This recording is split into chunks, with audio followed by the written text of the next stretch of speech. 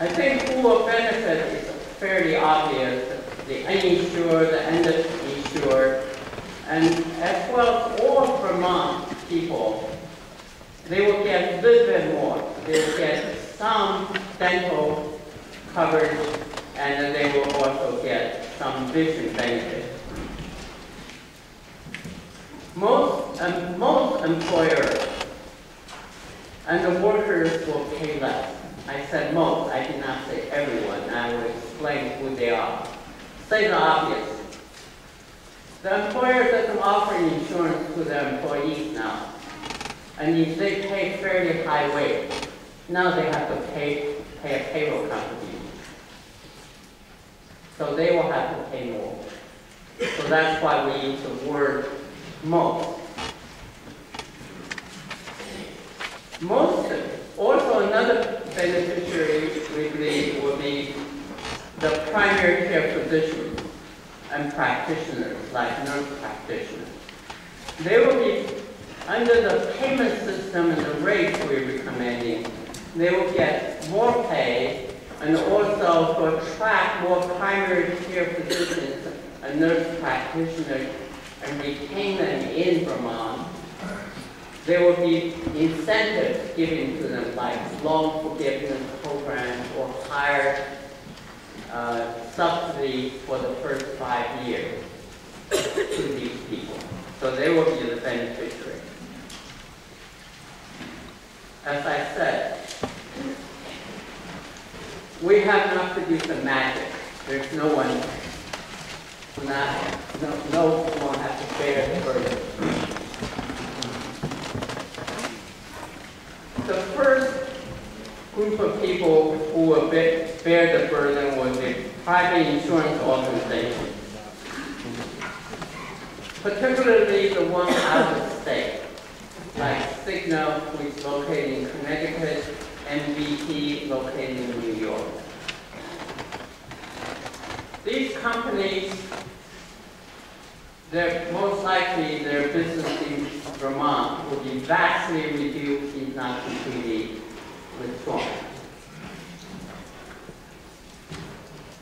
But even for the Vermont-based insurance organizations like your Blue Cross Blue Shield, under single payer, you do not need sales and marketing people. You do not need underwriters. These people are going to lose their jobs. They will have to find new occupations, or some of them may find they will have to be retrained and so forth. Then the staff employed by the hospitals and the physician offices, whose job is mostly to handle the claim, to decipher what benefits payable by which insurance company, how much do you have to charge the patient on the spot, whether the patient is insured or not insured. These people are going to lose their jobs. Some of them will be employed right by the same provider. The reason being, when you put in a universal coverage, the demand for services will increase. Doctors and hospitals will find there are more patients come to them. So they have to still have administrative support to do the clinical work. Physicians who, right now, according to our study, we find on average, your physicians spend roughly 5 hours per week on insurance and billing matters. That time will be freed up to do clinical work. So you will have actually more supply of physician services because they're freed up from the administrative hassle. Then I already mentioned the employers who do not offer health insurance, but they pay a reasonable high wage. They would have to pay this payroll contribution.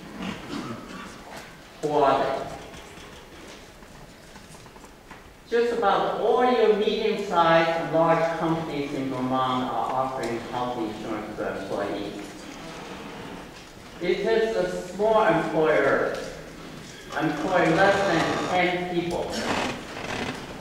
Many of these employers pay very low wages. They will be exempt from this payroll contribution.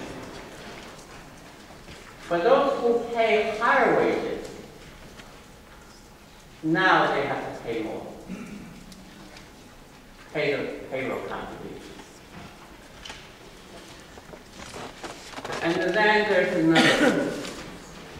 Since this is a payroll-based contribution, if there are two high earner families, I think that probably most of the people in this room, you and your spouse both work, your employer gives you health insurance. And you probably say, all right, we're only going to have insured by one employer. The other one will not sign up for insurance. But under single payer, both of them have to pay the payroll contribution. They will be paying more. They will bear part of the burden. So let me then say what is the overall effect. One of the major problems confronting Vermont is cost escalation. What we propose and examine, both under essential benefit package under option 1 and option 3, would control the health cost escalation. And then every resident will be covered by essential benefit package.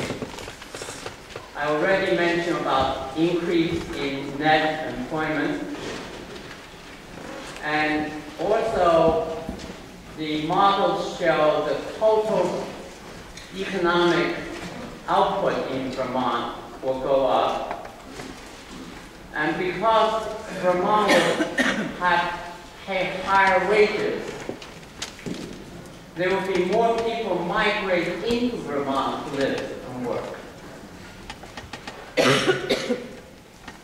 And hopefully, and we expect this to be so, that with better access to health care, particularly preventive and primary care, the health of Vermonters will improve.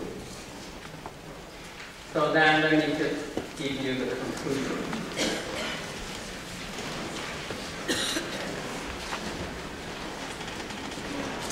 I'm happy to report to you, we believe through our analysis and examination and dig into the data and everything, Vermont can fix its broken health system. And a new system can control your cost escalation while providing universal coverage with essential benefit package. A single payer can reduce the healthcare cost within 2 years of implementation by 8 to 12%. Then you can reduce the healthcare cost than what it would be if there's no reform by another maybe 12 to 14% over a 12-year period. And then single payer is a system by changing the payment and through a single pipe can move you toward an integrated delivery system that's community-based and emphasizing prevention and primary care. I hope you decide you want to move forward and be a model for the United States. Thank you.